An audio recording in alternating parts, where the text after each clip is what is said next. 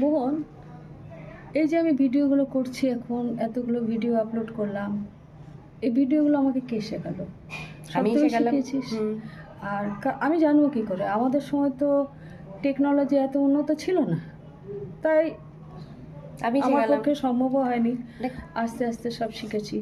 এখন তো তোকে নিয়ে আমি ভিডিও বানাচ্ছি, মা মেয়ের ভিডিও, কিন্তু একটা টাইমে এককালে তোর সাথে আমরা দুশমন কি ছিলাম। ঝগড়া!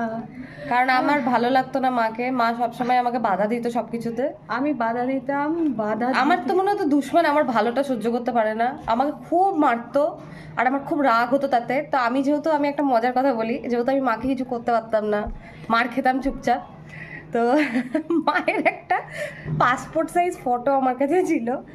মার খেলাম, আমি মার খেয়ে কোনো রিয়াকশন দিতে পারতাম না, কারণ রিয়াকশন দিলে আমি আরও মার খেতাম।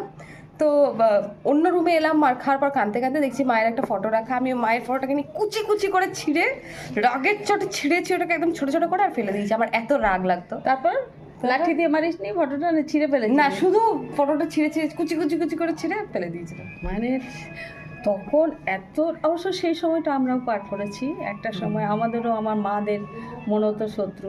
আমার তো মনেই হতো তোমাকে শত্রু, আমার একদম ভালো লাগতো না তোমাকে। কিন্তু আজও আমাকে বলে যে এখন আমার একটাই ফ্রেন্ড আছে, সেটা হচ্ছে আমার মা।